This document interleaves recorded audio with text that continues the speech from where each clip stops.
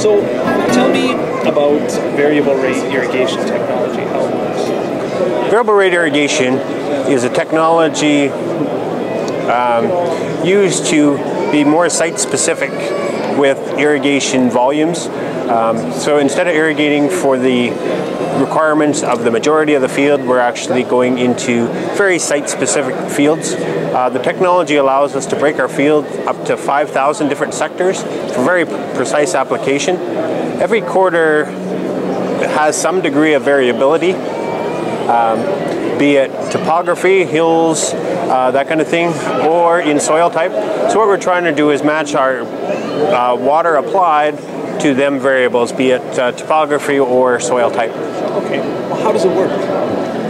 What we do is we have to start with some form of data layer, be it as simple as a Google Earth image, which is going to kind of show your low areas, or something more precise like electroconductivity survey, which is going to map topography and soil variation. Once we have that, we have a software, part of the VRI package, which overlays over our data layer, which allows us to make decisions based on a percentage of normal irrigation. There's been actually more and more of a trend towards precision agriculture in the last little while. Do you see a lot of farmers adopting this technology?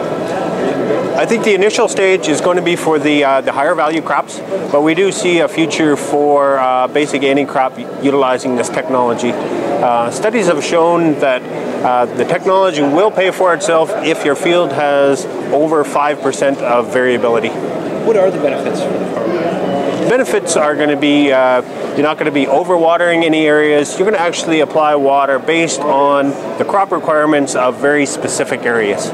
Like I mentioned, we have 5,000 different sectors, so we can be very specific as to what that particular area needs for water requirements. Do you have a certain size farm that this would apply to? Or is it pretty much anybody with irrigation across? Anyone with irrigation, this technology is going to apply to. You're going to be able to save both water as well as other inputs such as fertilizer, your nitrogen applied. That can be, you can save volumes and actually apply the required amounts. Can you retrofit existing technology for this? The beauty of this is the brains of the operation is a Valley computer panel, but any machine with a Valley panel can be retrofitted with this system. What's the cost associated with this?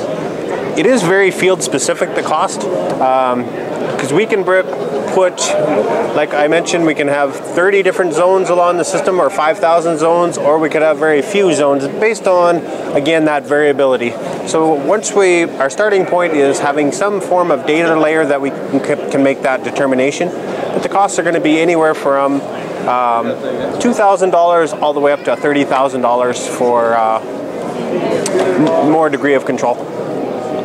Where would you get that kind of data layer from? Who would provide that kind of service? There are private companies that will actually do that survey for a fairly inexpensive fee. The nice thing about it is a one-time fee. That survey, it doesn't change over time.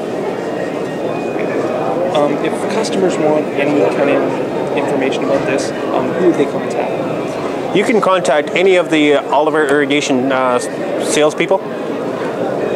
Okay, and the last question, PC or Mac? PC. Thanks. You bet. Thank you.